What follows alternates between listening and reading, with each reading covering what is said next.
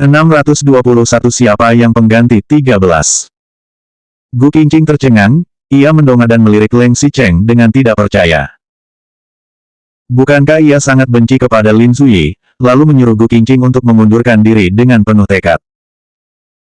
Leng Xicheng berkata dengan ekspresi tenang, sepertinya dia juga tidak berani melakukan apapun padamu. Leng Xicheng berkata dengan nada tenang, bahkan alisnya pun tidak berkerut, tetapi nada yang tenang seperti ini, menyiratkan kepercayaan diri yang tak tertandingi. Ia awalnya memang mencurigai Lin Zuyi, karena begitu ia mengancamnya, kecelakaan langsung menimpa Gu Qingqing. Tetapi jika memikirkannya dengan cermat, bahkan jika Lin Zuyi jahat dan licik, tapi dia tidak akan sebodoh itu membuat masalah. Lokasi syuting itu dirahasiakan dari luar, selain itu tidak ada orang yang pergi ke tempat itu beberapa hari yang lalu karena hujan. Orang yang mendorong Gu Qingqing bisa mengatur semuanya dalam waktu singkat, itu jelas menunjukkan bahwa dia memiliki informasi dari orang dalam. Tidak peduli seberapa bencinya Lin Zuyi terhadapnya, orang itu juga tidak akan membuat drama seperti ini di bawah pengawasannya. Karena jika secara tidak hati-hati tertangkap, Lin Zuyi bahkan tidak memiliki kesempatan untuk menyangkalnya. Tapi kamu harus ingat pelajaran sebelumnya di masa depan, dan menjaga jarak darinya. Ketika mengatakan itu, Leng Xicheng menoleh dan meliriknya, kamu sudah mendengar nada bicaranya tadi. Ia jelas tahu tentang hubunganmu denganku tapi masih berpura-pura tidak mengetahui apa-apa untuk berbohong padamu. Hanya orang bodoh sepertimu yang akan berpikir dia adalah orang yang baik. Setelah Leng Xicheng mengatakan itu, keadaan menjadi hening untuk waktu yang lama. Leng Xicheng agak bingung dan melihat Gu Qingqing menundukkan kepalanya sedikit. Ia masih berpikir Gu Qingqing tidak senang dengan tegurannya. Di satu sisi ia merasa marah, tapi juga merasa lucu. Lalu ia sengaja berkata dengan suara berat, aku hanya menegurmu dengan beberapa kata, tapi kamu sudah murung. Kamu memang bodoh, orang berstatus rendah seperti Lin Zuyi pun dianggap sebagai atasan terbaik, bahkan tidak bisa memahami niatnya. Sebelum ia menyelesaikan kata-katanya, suara Leng Xicheng terputus karena Gu Qingqing tiba-tiba maju dan merangkul pinggangnya, kemudian menyandarkan kepalanya ke dadanya. Leng Xicheng tercengang, tiba-tiba diserang oleh Gu Qingqing seperti ini, ia bahkan tidak bisa mengatakan apa-apa. Setelah cukup lama, ia menunjukkan ekspresi kesal lagi, dan sengaja berkata dengan tegas, kenapa? Merasa kesal dan ingin berdamai sekarang. Gu Qingqing menggelengkan kepalanya, tidak. Ia berhenti sejenak, kemudian berkata, terima kasih. Leng Xicheng tercengang, ia memarahinya tapi Gu Qingqing malah berterima kasih padanya. Apakah Gu Qingqing menyimpan demam lagi hari ini? Ia menundukkan kepalanya dengan bingung, lalu mengulurkan tangan dan mengusap dahi Gu Qingqing, tidak panas. Aku akan bekerja dengan baik, dan aku juga akan berjuang untuk menjadi juara. Ia tahu, Leng Xicheng sebenarnya tidak mau membiarkannya terus bekerja di Suyi, tetapi pada akhirnya pria ini malah menyetujui permintaan itu. Dan itu karena ia ingin berpartisipasi dalam kompetisi, serta memenuhi harapannya untuk membuktikan kemampuannya.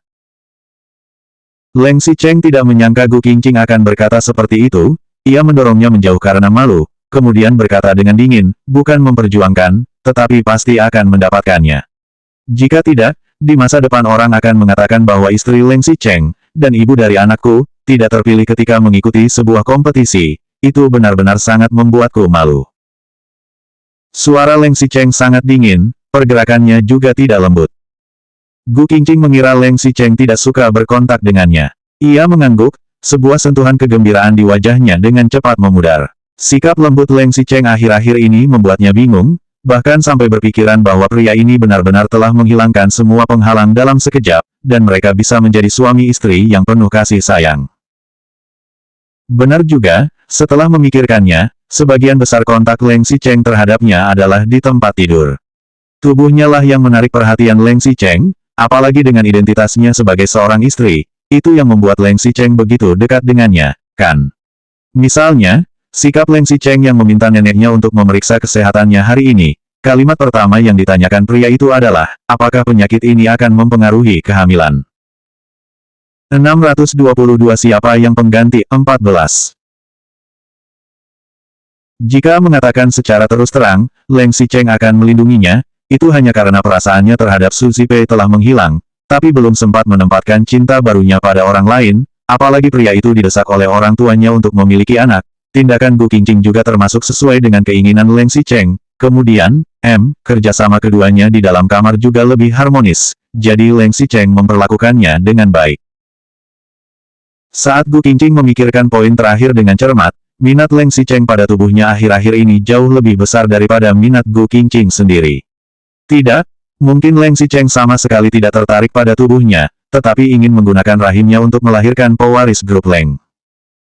Bagaimanapun juga, ia adalah istri Leng Xicheng. Bahkan jika Leng Xicheng bermain dengan 10.000 wanita di luar, anaknya tetap harus terlahir dari rahim Nyonya Leng yang ia nikahi secara sah. Misalnya tadi, Leng Xicheng membiarkannya tetap bekerja di Suyi, itu hanya karena ingin ia bisa memenangkan kompetisi dan membuat reputasinya terlihat lebih bagus. Bagaimanapun juga, itu berarti Leng Xicheng menikahi seorang wanita berbakat. Tetapi, meskipun seperti itu, Gu Qingqing merasa sangat bahagia. Setidaknya, Leng Xicheng melakukan hal itu untuk dirinya sendiri, tidak seperti sebelumnya, yang secara keras melarangnya untuk bekerja. Leng Xicheng melihat ekspresi berterima kasih di wajah Gu Qingqing perlahan-lahan menghilang, dan perlahan-lahan kembali ke ekspresi segan seperti sebelumnya. Leng Xicheng melihat sikap Gu Qingqing tiba-tiba menjadi dingin, hal ini membuatnya merasa bahwa wanita ini lagi-lagi merasa rendah diri dan tidak berguna. Leng Xicheng mengepalkan tangannya dengan ringan, ia hendak mengatakan sesuatu, tetapi semua kata-katanya seperti terjebak di tenggorokannya dan mulutnya yang tertutup membuatnya tidak bisa mengatakan apapun. Setelah cukup lama, ia lalu menjelaskan, aku tadi sebenarnya. Aku tahu, Gu Qingqing juga menundukkan kepalanya. Sebenarnya, Leng Xicheng benar. Latar belakang keluarganya hanya akan membuat pria ini malu.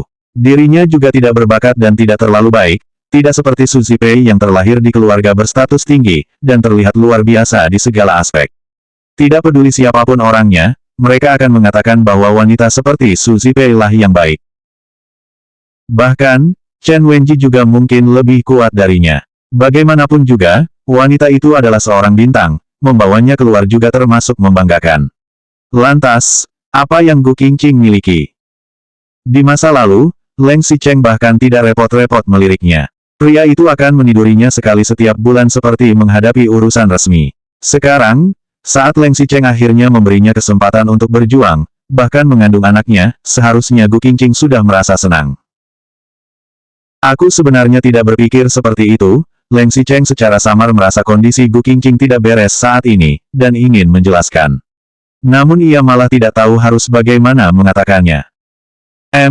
Apa yang kamu katakan itu benar. Orang yang semakin rendah diri akan semakin punya harga diri. Terutama orang yang sudah disakiti sejak kecil hingga dewasa, orang seperti itu benar-benar sangat berharap bisa memiliki kesempatan untuk membuktikan diri sendiri. Ketika keduanya sedang dalam situasi kaku, mereka mendengar suara dari luar, Xicheng, datanglah ke ruang buku. Itu adalah suara ayahnya. Leng Xicheng menoleh dan menanggapinya, kemudian berbalik dan melihat istrinya, ia terlihat agak cemas. Sebaliknya, Gu Qingqing malah mendongak dan tersenyum, ayah sedang memanggilmu, mungkin ada sesuatu yang penting. Leng Xicheng mengangguk, meskipun ia mengangguk, tetapi tubuhnya tidak bergerak. Ia sedikit mengerucutkan bibirnya, matanya terus menatap Gu Qingqing. Ketika ayahnya mendesaknya lagi, Leng Xicheng baru menjawab, dan mengangkat kakinya yang panjang untuk berjalan keluar. Ketika berjalan keluar pintu, ia berpikir sebentar, kemudian berkata dengan suara agak pelan, obat yang diresepkan nenek untukmu sudah siap, minumlah selagi panas.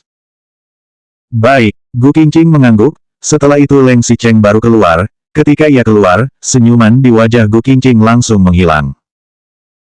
Selanjutnya bab 623 siapa yang pengganti 15.